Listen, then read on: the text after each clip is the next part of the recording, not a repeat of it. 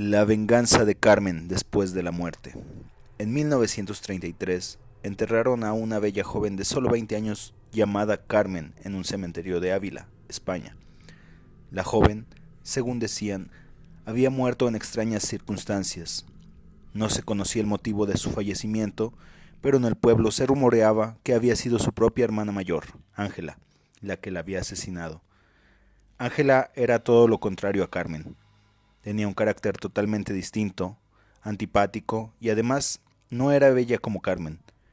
Parecía constatada la envidia que Ángela tenía por su propia hermana, así que el rumor parecía un hecho más que probable. Y ocurrió que desde el fallecimiento de Carmen, Ángela no volvió a descansar. Se cuenta que el espíritu de Carmen la persiguió, implacable en todo momento del día y de la noche, acosándola con aire vengativo, recriminándole su fatal acto, el asesinato del que había sido víctima por su propia hermana. Al parecer, Ángela era la única que podía oír a su hermana, la sentía en su propia cabeza, y cada palabra pronunciada por el espíritu le retumbaba en el cerebro produciéndole más ansiedad y más pánico. Desesperada por aquel tormento, Ángela enloqueció y se ahorcó en un árbol a los 10 meses de enterrar a su hermana. El Callejón de Armado. A principios del siglo XVI, los habitantes de la capital de la Nueva España veían salir a un hombre misterioso del Callejón de Illescas hasta llegar a las puertas del convento de San Francisco. Una vez ahí, entraba muy decidido. Se postraba de rodillas ante el altar, dando grandes y prolongados gemidos que escapaban de su pecho. Gruesos goterones de llanto resbalaban por entre la rejilla de hierro de su casco, y en un tintinear de espadas y armadura, se inclinaba hasta besar el suelo 7 veces. Allí permanecía orando, gimiendo y pidiendo perdón. Después, se levantaba y continuaba su camino hasta hallar otra iglesia en donde repetía las mismas acciones. Se decía que era un penitente que, arrepentido de sus graves culpas, andaba por cuantos altares le era permitido, hasta llegada la medianoche. Entonces, se le veía alejarse para perderse por el rumbo del Callejón de Illescas. Sin duda alguna, se trataba de un caballero, a juzgar por la ropa que vestía, negra toda, de seda y paños, cubierto con una pesada armadura. Portaba su espada y un puñal de misericordia, pues en un duelo a jamás se remata al rival cuando ya agoniza, sino que con este puñal misericordioso se corta la vida de una vez. Así, año tras año y noche tras noche, se veía cruzar callejones y plazuelas, entrar al templo y sollozar a los pies del señor de Burgos, a este caballero misterioso, a quien se llegó a conocer como el Armado. Tenía una sirvienta que solo salía para comprar lo indispensable para el alimento diario y para escuchar misa en la iglesia de la Concepción.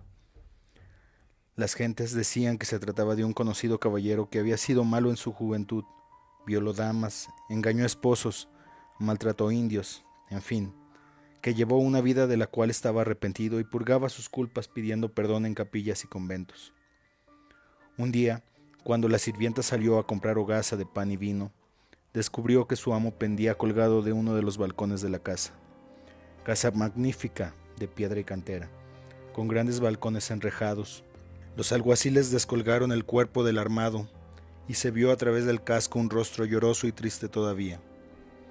Y cuentan que años después, algunas gentes que pasan a deshoras de la noche podían ver al Armado, colgado de los hierros de aquella casona ya ruinosa, y quienes con valor se acercaban, escuchaban sus gemidos y veían que por entre rejilla del casco resbalaban lágrimas de pena.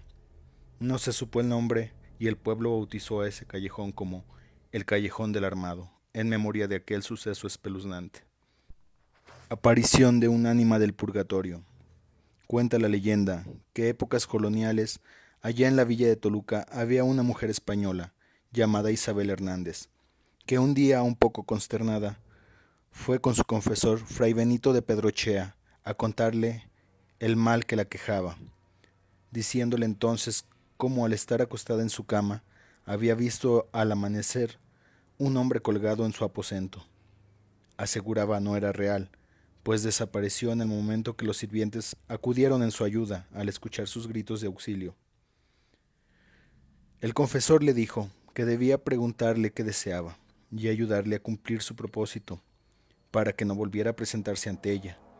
El religioso le mostró la manera como dirigirse a la aparición, pero tras 2 apariciones más, la mujer aún no había juntado el valor suficiente para dirigirse de forma directa al ánima. Un día, a la misma hora, estando ella acostada en su cama con otras mujeres, por el temor que tenía, vino el aparecido. Con el valor de no estar sola, le preguntó qué era lo que quería. El hombre dijo quién era, que se encontraba en el purgatorio por haber dado una falsa promesa de matrimonio a una hermosa doncella.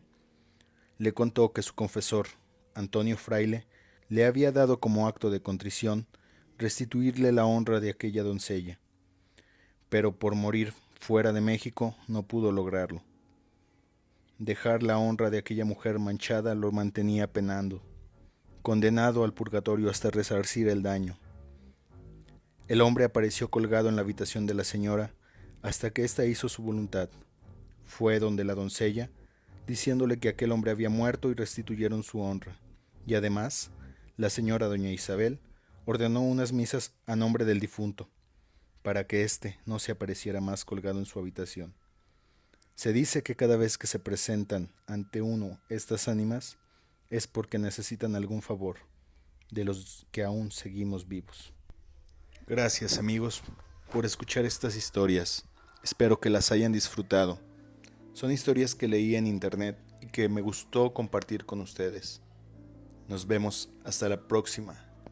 Buenas noches.